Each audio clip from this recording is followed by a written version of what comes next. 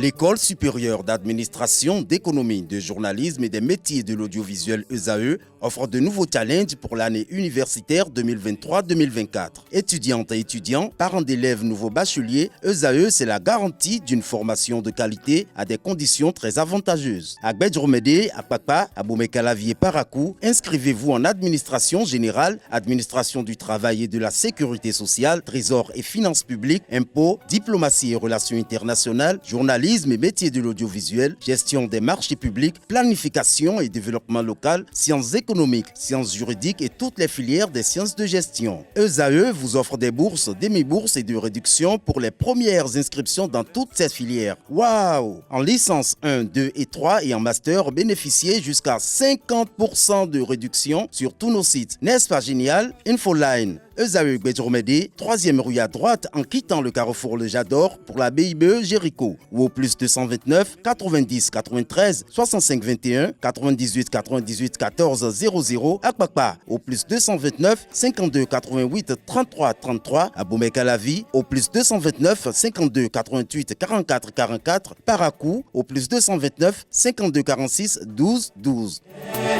ESAE, l'excellence à un an. Dimanche 12 mai 2024, amis internautes fidèles des ESAE TV, bonjour, bienvenue sur votre émission L'Invité. Ce dimanche, nous recevons pour vous, Actualité oblige, un invité spécial. Il s'agit du secrétaire général de la Confédération générale des travailleurs du Bénin, la CGTB, le camarade Moudassirou Bachavi. SG, bonjour. Bonjour, monsieur le journaliste. Comment allez-vous? Mais je suis petit de forme, je crois que c'est le plus important. Okay, nous sommes avec vous aujourd'hui à la Bourse du Travail, au lendemain de cette marche qui a finalement eu lieu ce samedi dans les rues de Cotonou, avec d'autres confédérations et centrales qui étaient avec vous. Et pour cet entretien, je ne suis pas seul, je suis en compagnie d'une charmante dame. Il s'agit de ma collègue Nasrine Fatou. Nasrine, bonjour. Comment tu vas? Ça va? Ok, nous allons démarrer cette émission et ce serait à vous de poser la première question à notre invité. Bonjour, monsieur le secrétaire général. Bonjour, madame. Alors, comme tout le monde hier, on a remarqué que les centrales syndicales et confédérations tenaient la marche pour protester contre la sortie de la ville marche qui a été reportée. On a constaté que le 27 avril dernier, la marche a été reportée également. Le 1er mai dernier, la marche a été reportée à l'issue d'un meeting d'information à la Bourse du Travail. Alors, dites-nous, en tant que secrétaire général de la CGTB, est-ce qu'avec cette marche, on peut dire on peut conclure que tous vos problèmes sont réglés? Merci, madame. Je voudrais d'abord saluer vos amis, nos amis les internautes qui suivent votre émission. Je crois que c'est une émission qui est très bien suivie et je voudrais vous remercier également pour le travail que vous faites. C'est vrai que nous avons finalement marché aujourd'hui.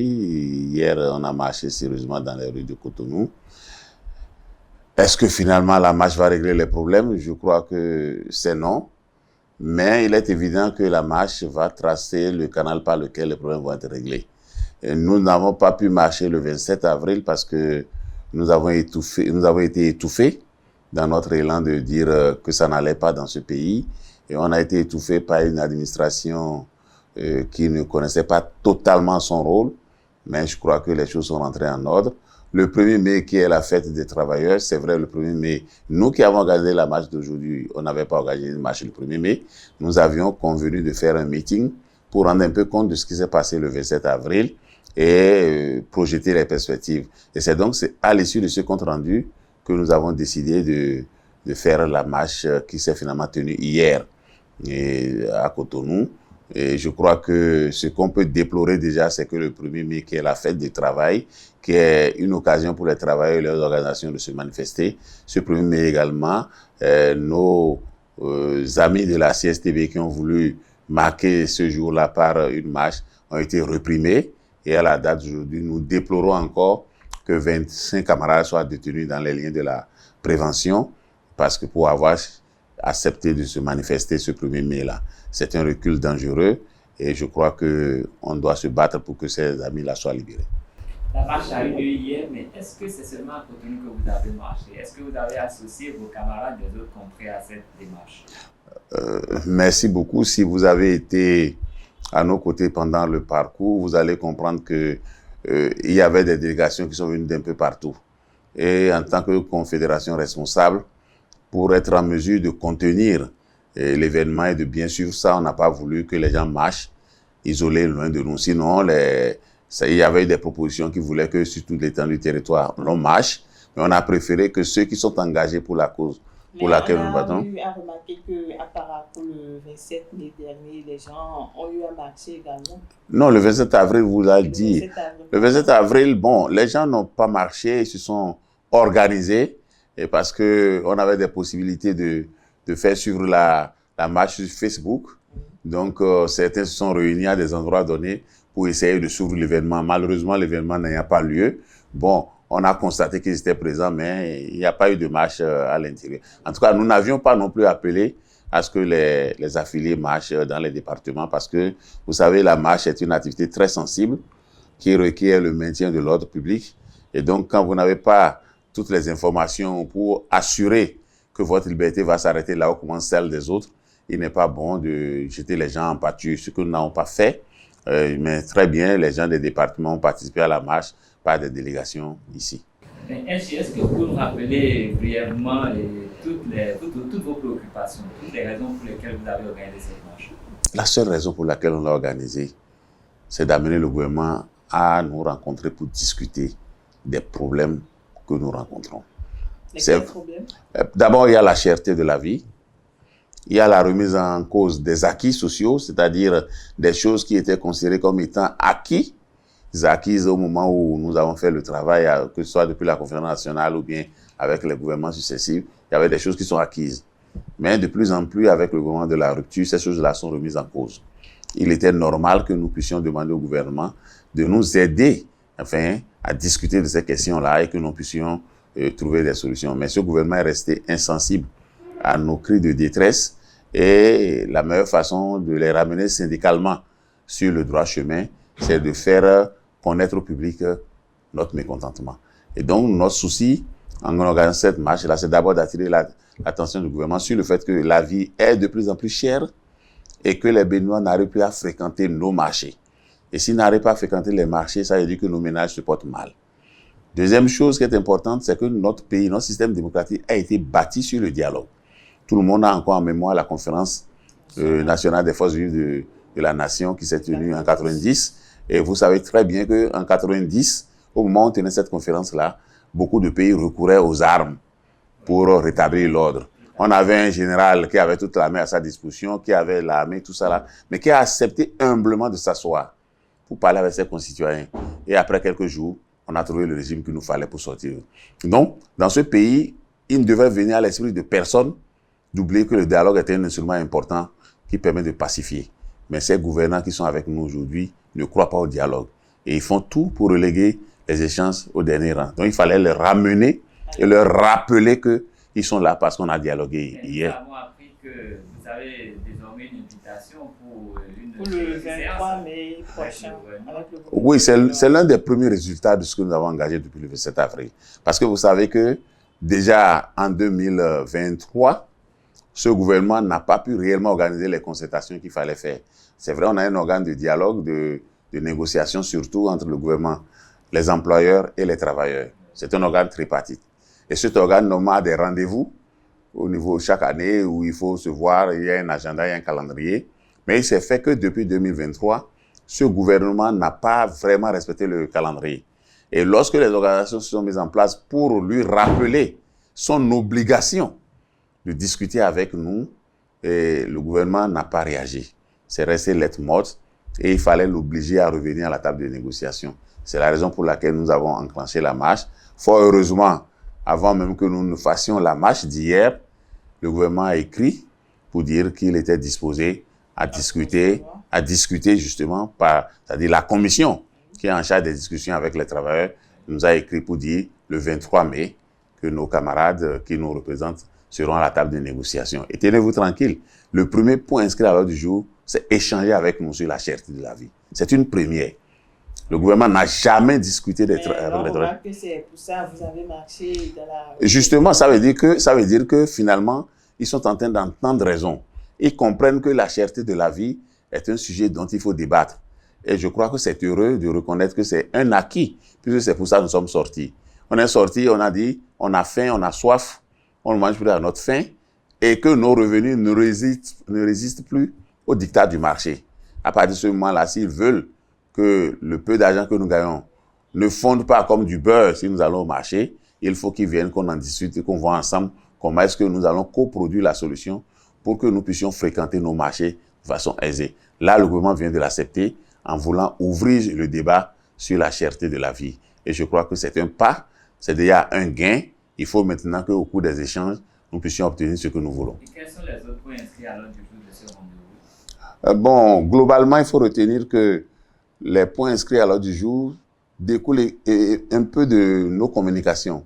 Vous savez que nous avons également fustigé le fait que le premier programme que le gouvernement a mis sur la table en matière sociale, c'est le programme H, c'est-à-dire Assurance pour le renforcement des capacités humaines.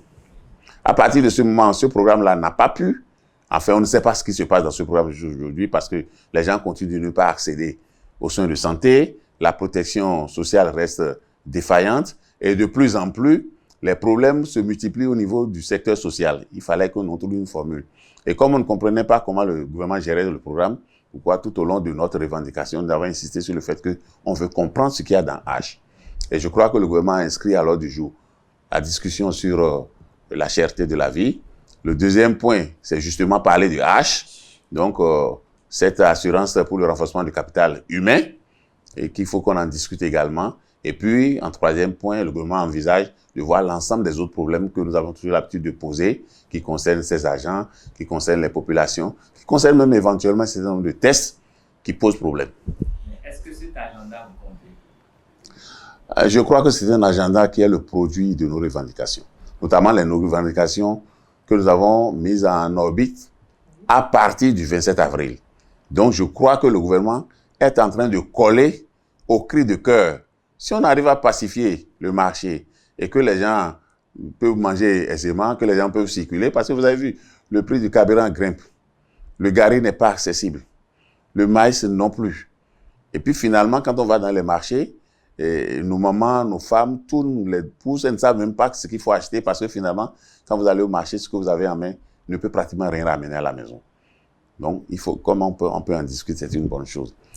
Allez-y, dites-moi, on regarde des points que vous avez mis sur la table du gouvernement. Est-ce que selon vous, pensez-vous réellement que le gouvernement béninois a les moyens pour satisfaire vos revendications? Écoutez, madame, nous n'avons pas demandé au gouvernement béninois de nous offrir la lune. Ce que nous avons dit, et qui est clair, continue de dire, ce pays-là n'appartient pas seulement au gouvernement de le construire. En tant que citoyen, on doit apporter notre contribution. En tant que citoyen, s'il y a des sacrifices à consentir, il faut que nous nous entendions sur ce qu'il faut faire. Et si jamais on se prive de quelque chose, qu'est-ce qu'on aura en retour? Je crois que le gouvernement n'a pas été très clair là-dessus. Vous avez vu, il y a beaucoup de réformes. Le gouvernement béninois a les réformes d'apporter des solutions aux problèmes des Béninois. Il a la capacité de le faire. Donc, selon vous, ils ne le font pas ou ils ne veulent pas? De toutes les façons, peut-être qu'ils choisissent les mauvaises solutions. Parce que quand on dit aujourd'hui que la vie est chère, on ne peut pas acheter le maïs au prix accessible à tout le monde, mais c'est nos terres qui produisent le maïs. C'est nos paysans qui sont là. Mais on sait que ces paysans-là, quand ils vont finir de produire et vendre, ils vont satisfaire des besoins qui peut-être vont être, disons, satisfaits par des biens qu'ils ne produisent pas. Mais comment on fait pour acheter au prix coûtant chez eux le produit qu'ils ont sorti? Je crois que toute la question est là. Et quelle est la politique de la sécurité alimentaire? Quelle est la politique du gouvernement, par exemple, pour protéger le pouvoir d'achat? Quand on sait que le pouvoir d'achat, c'est ce qui permet à chacun de pouvoir satisfaire ses besoins et de vivre décemment. Aujourd'hui, on n'a pas le sentiment que le gouvernement ait une très bonne politique pour ces aspects-là. Et nous pensons que si on discute ensemble, on peut co-produire la solution, c'est-à-dire qu'on apporte notre intelligence, eux aussi ils apportent leur intelligence, et en ajustant, il sera possible de sortir des solutions béninoises. Il n'est pas question de se plaindre parce que, comme on vit mal au Togo, on vit mal au Mali ou en Côte d'Ivoire, il faut vivre mal au Bénin. Non, ce n'est pas une solution, ça. Mais sur la question, le gouvernement béninois a pris récemment quand même certaines décisions pour empêcher et que ce qui est produit au Bénin soit en fait exporté de façon à ce que le prix soit contrôlé. Est-ce que ça ne fait pas partie des formules pour régler la question? Mais cette réaction est venue après que nous ayons lancé l'assaut à partir du 27 avril. Mais ce n'est pas encore non plus la bonne solution. Est-ce que vous comprenez, quelqu'un s'investit, produit son maïs, produit son haricot, et on dit, tu ne peux pas vendre à l'extérieur parce que tes compatriotes vont manger. C'est vide de sens. Parce que, quand moi je produis, c'est pour gagner de l'argent. Et vous me dites, je ne peux pas gagner de l'argent après ma production parce que il faut que je garde ça pour que les gens mangent. Mais les gens vont manger à quel prix? La première des choses pour nous, c'est qu'il faut qu'on achète chez le paysan au prix coûtant sa production. Et pour le faire, il faut une politique. C'est pas une mesure conjoncturelle, c'est pas une mesure qui sort comme ça du néant pour dire non, il ne peut pas vendre. C'est vrai, il n'a pas la force. Mais ce qu'on est en train de faire, c'est pas maintenant qu'ils ont refusé ça. Vous avez vu, ils ont été obligés de trancher les voies, de prendre des granits là pour barrer les voies pour dire qu'il ne faut pas passer. Est-ce qu'un État responsable face à cette extrémité-là? Moi, j'ai ma marchandise. J'ai produit. Je sais combien ça me revient. Et vous dites, si les gens viennent me faire des offres, je dois refuser. Non, mais est-ce que ce n'est pas le contexte régional qui l'impose? Parce que nous savons que même dans les pays limitrophes, certains produits sont interdits d'exportation. Même le coton, même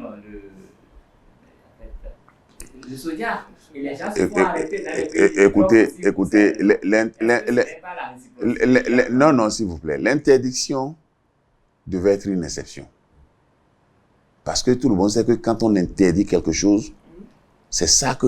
Il y a une propension à faire ce qui est interdit. Même à la maison en famille, simplement. Quand vous dites à votre enfant de ne pas regarder la télévision, toutes les fois que vous n'êtes pas là, c'est la télévision qu'il regarde. Mais quand vous regardez la télévision avec lui pour lui montrer ce qu'il ne doit pas faire, ce qu'il ne doit pas regarder, il prend acte. Il n'y a rien de pédagogie dans l'interdiction. Ce que l'autre veut, j'ai produit, il veut manger. Il a produit, il veut acheter des feuilles de tôle, construire sa maison. Il a produit, il veut instruire son enfant. Et vous dites, garde ta production, quand le marché sera prêt à consommer ça, on viendra consommer. Mais lui va différer ses besoins? Non. Il appartient à l'État d'avoir une politique de stabilisation. C'est-à-dire que le monsieur a produit, on sait déjà, on a fait les projections parce qu'on a un ministère en charge de l'agriculture, on a subventionné l'intrant, donc on sait qu'on aura telle quantité de production. Si l'État n'est pas en mesure de stabiliser, l'État peut tout au moins mettre en place une politique pour que les gens qui ont les moyens de stabiliser s'engagent dans la politique que le gouvernement a arrêtée. À la date d'aujourd'hui, on a expérimenté des choses dans le passé. Vous savez, on a eu des problèmes avant on avait les boutiques témoins, tout ça là. Je ne dis pas que c'est la formule. Mais ce que nous disons, c'est quoi? C'est qu'on ne peut pas demander à quelqu'un qui peut gagner de l'argent tous de différer le gain de l'argent parce que simplement, on veut que les gens mangent. Non. Ce qu'on peut faire, on va concilier le besoin de la population à accéder aux produits à bon prix et le besoin du producteur qui ne peut pas différer ses envies de satisfaire certains besoins. Donc, si on veut concilier ça, on doit trouver un moyen de dire, OK, on achète au prix coûtant et on diffère le séjour de ces produits sur le marché. Ça veut dire qu'on stocke et on travaille pour que lorsque les produits iront sur le marché, on ne perde à rien. Donc, mais si aujourd'hui, on n'a aucune solution et que l'intéressé veut vendre, mais on sera obligé, vous allez voir finalement, ils seront obligés de mettre les gens, les douaniers, tout ça là, à la trousse des paysans parce qu'ils vont toujours chercher un chemin pour écouler leurs produits. Oui, mais par expérience, nous savons que quand les paysans veulent écouler tout de suite leurs marchandises de très tôt, généralement, ils le vendent à un prix qui est dérisoire, qui n'a rien à voir avec, alors que avec un peu de patience, le gouvernement est en train de les aider quand même à ce que ce soit plus profitable pour eux, pour la nation. Non, je crois que quelqu'un qui a soif, vous n'allez pas lui dire d'attendre demain pour avoir les moyens de boire. Non. Vous devez lui donner la solution pour boire tout de suite sans qu'il ne perde. Donc, on ne peut pas différer le séjour des produits sur le marché sous prétexte qu'on veut permettre aux paysans de ne pas brader. Si le paysan ne doit pas brader, c'est dans la politique agricole, c'est dans la politique de sécurité alimentaire que les moyens d'amortir le bradage vont se trouver. Le bradage ne peut pas être dans l'interdiction. C'est-à-dire que vous me dites, écoutez, demain, le maïs va coûter cher au marché. Garde ça aujourd'hui. Mais on sait très bien que pour conserver le maïs également, il faut prendre des dispositions. Mais dans quel état ce maïs ira au marché demain si on le conserve aujourd'hui sans qu'on ait pris des précautions? Je crois qu'il y a une possibilité pour nous de stabiliser le revenu. Aujourd'hui, nous parlons du revenu vital. C'est comme par rapport au salaire aussi. Pour nous, on a déjà dépassé l'étape du SMIC, qui est le salaire minimum. Non, on parle du salaire vital. C'est-à-dire qu'il faut trouver un moyen pour que le salaire soit indexé à la conjoncture. Pour qu'on doit savoir quel est le curseur qu'on va pousser pour que chacun puisse conserver son pouvoir d'achat. Le paysan qui a produit a des besoins à satisfaire. Et c'est seulement sa source de revenus.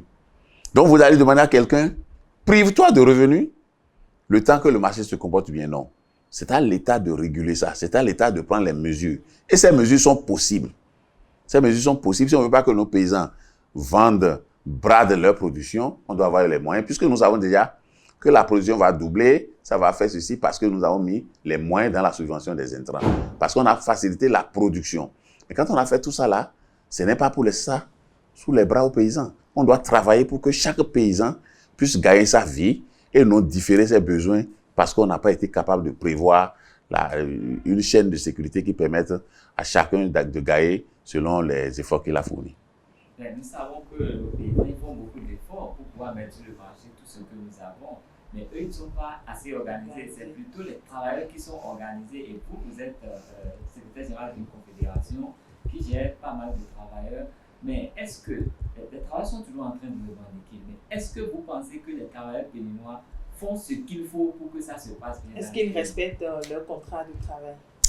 Vous me surprenez. Je crois qu'avec cette question, nous allons essayer de mettre en place un pôle de journalistes et de communicateurs spécialisés dans les questions et le lexique syndical. Pour nous, mais le paysan n'est pas travailleur pour vous? Non, j'ai dit. Mais non. Ils sont organisés. Oui. Ils ont des fertiers. Et puis en plus, ce sont nos militants, ils sont affiliés à nos organisations. C'est pour ça que je dis, vous m'offrez l'occasion de vous dire que très bientôt, on va vous contacter pour que nous ayons un réseau de journalistes, communicateurs qui soient spécialisés dans le lexique syndical et qui doivent comprendre que, par exemple, les travailleurs ne se limitent pas aux salariés.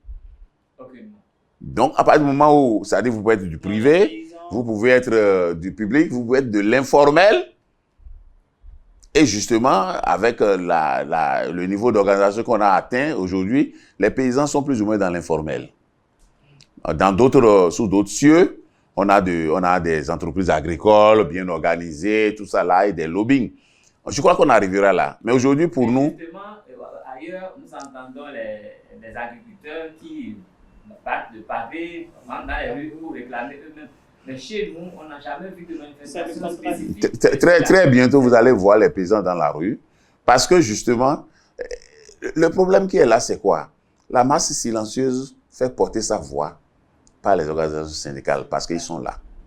Mais il se fait que parfois, quand on porte la voix, les gens ne comprennent pas que ça couvre la voix de tous ceux qui travaillent. Que c'est aussi la voix des sans-voix. Mais je crois et je crois que le ministère de l'Agriculture ne va pas me démentir, il y a des fertiers, que ce soit des fertiers même dans les filières. Il y a des producteurs d'ananas, des producteurs de riz, donc il y en a partout. Et à côté de tout ça aussi, vous savez très bien que nous avons la chambre de l'agriculture. Oui. Donc on ne peut pas dire que dans ce pays, il n'y a pas de structure qui répond des agriculteurs. Mais ce que on tente de faire, c'est qu'on pense que c'est une masse qu'on peut manipuler, on veut tailler de façon... C'est-à-dire on peut l'utiliser comme on veut. Mais depuis un certain temps aussi, vous savez très bien que, parce que nous, on a une très mauvaise politique de l'emploi, de plus en plus des gens très bien instruits sont dans l'agriculture. Et donc très bientôt, les politiques agricoles qui sont mises en œuvre vont être débattues et seront bien débattues. On ne va pas se contenter simplement du lancement de la campagne agricole.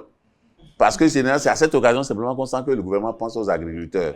On n'a même pas, c'est-à-dire le système, le métier de producteur, le métier d'agricole, ce métier-là, on ne fait aucun effort pour que ça soit un métier digne et que les gens puissent l'embrasser sans difficulté. Imaginez qu'on dise, bon, écoutez, on dit aux jeunes, vous pouvez aller au champ, vous pouvez faire ceci, on a pris des dispositions, il y a des machines agricoles, il y a ci, il y a ça. Quand on a fini de dire tout ça, et que c'est les mêmes qui ont 1000 hectares, 2000 hectares, qui sont sauvages, auxquels on ne peut pas accéder, on va cultiver ça où? C'est peine perdue. On nous a annoncé la construction de plusieurs lycées techniques qui devaient répondre aux besoins du marché. C'est-à-dire que aujourd'hui, on sait qu'il y a des secteurs qui sont en tension. C'est-à-dire qu'il y a des formations qui sont en tension parce que ces formations ne correspondent pas aux besoins que nous avons. On continue de ne pas informer les parents et les parents économisent de l'argent pour envoyer les gens dans ces filières-là. Et les gens sont toujours banque, finance, marketing, ça dit que ils sont dans tout sauf dans rien. Donc finalement, alors qu'on sait très bien qu'on a dit, ici l'agriculture est la base de notre développement. Est-ce que dans un pays où l'agriculture est la base du développement, on sait très bien les métiers qui conduisent à l'agriculture? Qu'est-ce que nous faisons pour que ces métiers-là soient des métiers phares? Qu'est-ce qu'on fait pour que les gens puissent s'insérer facilement dedans? On ne dit pas ça. Et puis après, les gens sont toujours dans histoire, géographie, droit, tout. C'est-à-dire, ils sont dans toutes les filières, sauf les filières qui peuvent booster l'économie. Il faut que ça change. Est-ce que cela est dû au manque de communication? Non, mais le tout dépend. Quelle est la politique qu'on met en place? Si on fait le point, on a une agence qui s'occupe de l'emploi, c'est clair, mais on sait très bien que si on se rapproche de cette agence-là, les métiers en tension sont connus. C'est-à-dire, là on n'a plus besoin de former les gens, c'est connu. Mais là, on doit former les gens, on ne fait pas l'investissement pour que les gens puissent aller là. On ne sensibilise même pas les parents. Parce que quand moi je dis, oui, il faut retourner à la terre, il faut faire l'agriculture, tout ça là, et que moi-même, avec la situation que nous avons, je n'en donne pas l'exemple, ou bien moi-même je fais tout pour que mes progénitures n'aillent vraiment pas du tout là, alors que je suis un gros propriétaire terrien. Je suis ministre, j'ai 3000 hectares. Et aucun de mes enfants ne va au champ. C'est un paradoxe. C'est un paradoxe. On ne peut éduquer les gens que par l'exemple. Il y a des gens qui n'ont pas besoin d'acheter la terre. Il y a des gens qui n'ont pas besoin de faire des prêts avant d'aller dans l'agriculture. Et en plus, dans l'agriculture moderne. Ceux-là n'y vont pas. Et on dit aux autres d'aller. Alors que le paysan, lui, s'échine pour que son enfant ressemble à quelqu'un qu'il voit tout le temps à la télé. Il fait tout ça là pour son enfant et après on dit non, ton enfant, ce qu'il peut faire là, c'est de venir hériter de ta terre et de continuer. Avec quel moyen? Vous avez posé un problème sérieux et si vous posez cette question, nous sommes obligés de rester concentrés un peu sur la productivité des travailleurs béninois. Est-ce que vous pensez que les travailleurs béninois font ce qu'il faut pour que leur pays se porte mieux, pour que les gouvernants aussi puissent avoir les moyens? Parce que si on ne produit rien, ça ne peut pas marcher. Quand nous allons dans les administrations, généralement, nous sommes déçus. Les gens qui sont payés par les moyens de l'État pour nous servir ne sont pas prêts à nous servir. En tant qu'organisation syndicale qui revendique les droits des travailleurs, quel travail vous faites pour qu'ils puissent aussi répondre de leurs devoirs? Merci beaucoup parce que c'est une question qui revient tout le temps. On va dire, les gens, les bénévoles ne travaillent pas. Quelqu'un m'a même dit que c'est un désert de compétences. Et non, vous n'avez pas besoin d'aller là-bas. Moi, je vous donne un exemple tout simple. Vous êtes père de famille. Et la maman est là, les enfants sont là. Chaque matin, le papa dit aux enfants, vous n'êtes bons à rien. La maman dit la même chose. Et puis, en fin de compte, il dit, moi, j'ai trouvé des gens qui peuvent faire le travail, il va les chercher ailleurs. D'accord? Oui. Vous êtes à 25 francs. Celui qu'on est allé chercher ailleurs, on lui donne 1000 francs. Pour le même boulot. Hein? Oui. Et maintenant, on dit, on fait tout pour qu'il ne puisse rien revendiquer. On prend des tests bizarres qui l'empêchent d'exprimer ses problèmes. Et après, il est peut-être enseignant. On sait que le ratio enseignant-élève, c'est 25. C'est-à-dire, un enseignant pour 25 élèves, on lui donne 100 élèves à diriger. dans une classe qui normalement ne peut contenir que 40 élèves maximum, et vous pensez qu'on peut produire dans ces conditions-là. Maintenant, malgré tout, dans le génie du Béninois, on a des résultats éloquents aux examens. Et puis, un beau matin, vous êtes avec votre collègue, il devient préfet, il était peut-être à 350 000, on le paye à 5 millions. Et vous, vous dites, je suis mal payé, les conditions de travail ne sont pas bonnes. On dit, mais vous êtes désert de compétences. Vous croyez que si on ne met pas une politique incitative, qui motive, qui permette à chacun de jouer sa partition correctement, le rendement est acceptable, peut être au rendez-vous. Mais malgré tout, depuis que le gouvernement est là, ils ont toujours dit qu'on a les meilleures performances économiques. Toutes les institutions reconnaissent qu'on a un taux de croissance acceptable. Que là où nous sommes là, on est capable de s'endetter. Parce qu'on a confiance que nous produisons très bien. Non, je veux m'assurer. Non, mais puisque vous avez dit que, est-ce que les gens font... Parce que j'ai compris. Vous n'avez pas besoin de dire que quelqu'un a une tête gondolée. Si vous lui demandez, vous dites, mais comment ta tête est comme ça là? Ça a déjà tout dit. Les travailleurs béninois travaillent. Le résultat, c'est que nous avons une performance économique dont le gouvernement se vante. Donc, ils respectent leur contrat. Ce qui est décourageant, c'est que le travail ne n'épanouit pas le Béninois. Parce que les gens ont maintenu les travailleurs béninois dans la misère. Sinon, à la date d'aujourd'hui, c'est clair que nous produisons très bien. Et le gouvernement est d'accord pour dire... À moins qu'ils nous disent que les performances qu'ils disent là, c'est zéro. Si les performances là sont réelles et vérifiées, ça veut dire que nous travaillons, on produit très bien. Il reste simplement que pour soutenir la production, il faut un minimum de politique de motivation. Et ça n'existe pas. Et c'est ça qui explique que nous sommes obligés d'aller dans la rue pour leur rappeler que là où nous sommes aujourd'hui là, oui, nous travaillons, je mange, ça ne passe pas. Nous travaillons, nous mangeons. Je ne sais pas si vous comprenez ce que je dis. C'est-à-dire, nous, on travaille, eux, ils mangent. On travaille, eux, ils mangent. Ça ne peut pas continuer comme ça. Non, mais est-ce que on ne peut pas comprendre qu'actuellement, tous les problèmes que nous avons sont quand même liés au contexte régional? Contexte économique. Quand on va un peu dans la sous-région, nous savons que ça ne se passe pas forcément très bien. Mais est-ce que cette donne-là, vous en tenez compte dans vos revendications en faisant des propositions pour que nous puissions être quand même l'étoile qui émerge au sein de toutes ces nations? Pour émerger, il faut savoir choisir ses amis. Il faut savoir adopter ses politiques.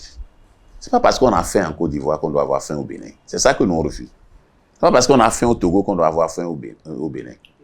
Donc, le contexte régional, le contexte international, d'accord. Mais qu'est-ce que nous faisons pour que, au niveau de notre pays, nos potentialités servent? Nous, on a dit, on peut construire le Bénin, mais c'est pas... Ils sont combien au gouvernement? Peut-être une trentaine. On est 12 millions de Béninois. Vous pensez que 30 intelligences valent mieux que les autres? Non. On leur demande simplement de dire, vous avez tel problème. Et nous travaillons pour aider. Donc, le problème aujourd'hui que nous avons, n'acceptez plus qu'on vous dise que parce que ça ne va pas bien au Togo, ça doit nécessairement ne pas bien aller au Bénin. Non. Le Togo, c'est le Togo. Le Bénin, c'est le Bénin. Là-bas, c'est 228. Ici, c'est 229. Donc, faisons les choses en tenant compte de nos réalités. Les Béninois sont travailleurs. Ils demandent simplement qu'on leur reconnaisse leur force de travail et qu'on les motive pour le travail qu'ils font. Il n'y a que ça qu'il faut faire. Et qu'on fasse les bonnes options. L'une des options, c'est de toujours régler les problèmes avec le dialogue. Et non d'aller à l'Assemblée, voter la nuit des tests pour déranger les gens. Nous sommes déjà au mois de mai, nous tendons vers la fin de l'année scolaire. Nous savons que c'est une période très importante dans la vie d'une nation et c'est également une période stratégique pour les syndicats parce que la tenue des examens est quand même capitale. Est-ce que les mouvements qui commencent en avril, en mai, ne sont pas de nature à perturber la conscience des parents qui vont commencer à avoir peur en fait, d'une fin d'année perturbée. Vous parlez comme si nous aussi ne sommes pas des parents d'élèves. Nous sommes des parents d'élèves. Et on vous a dit, quand on a demandé à marcher le 27 avril, ils nous ont dit qu'on n'a pas respecté la procédure. On a affirmé que nous sommes des responsables. Il ne nous viendra jamais à l'esprit de violer les lois, même si les lois sont iniques. Donc aujourd'hui, là où nous sommes, ce n'est pas des enjeux qui nous échappent. Pas du tout. Mais vous comprenez que si un arrêt est nécessaire pour arrêter la souffrance, on va le faire. Et notre souci ne serait pas de mettre en difficulté les parents, même encore eux-mêmes. On ne leur demande pas de donner la lune. Et nous sommes conscients que le Bénin a ses limites, que nous avons nos problèmes. Et vous allez comprendre qu'il n'y a aucun effort que nous allons faire pour prendre en otage les élèves, pour dire non.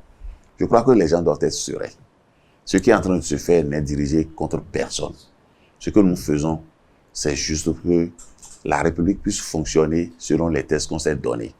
Voilà, nous sommes arrivés au thème de l'invité de ce 12 mai 2024. Nous avons reçu le camarade Moudassirou Bachabi, le secrétaire général de la Confédération générale des travailleurs du Bénin. Il nous a confié que la marche d'hier a porté des fruits et que bien avant cette marche, l'État béninois leur a adressé une note pour les inviter à la table de négociation le 23 mai prochain. Et tout cela, ce sont les fruits de leur mouvement qui a démarré le 27 avril passé. Le gouvernement a mis au premier point de l'ordre du jour de cette rencontre le débat sur la cherté de la vie et d'autres points qui font partie de leur plateforme revendicative. Donc, en conclusion, le gouvernement a commencé à être attentif à leurs cris de cœur parce que depuis 2016, le gouvernement n'a pas été très enclin au dialogue, mais le mouvement de ces derniers jours ont réglé beaucoup de problèmes. Et avec ces mouvements et la rencontre du 23 mai prochain, ils espèrent que des solutions seront trouvées. Et que les solutions ne sont pas seulement l'apanage du gouvernement, qu'il faut qu'ils associent les syndicats parce que nous sommes plusieurs millions de Béninois, 12 millions, et la trentaine de personnes qui font le gouvernement ne peuvent pas appréhender tous les problèmes comme il se doit. Donc, c'est en écoutant toutes les parties que le Bénin pourra grandir. Donc, en résumé, voilà ce dont nous avons débattu. Ils ont réussi à faire leur marche. Ils s'en réjouissent. Merci à vous d'avoir été là. À dimanche prochain.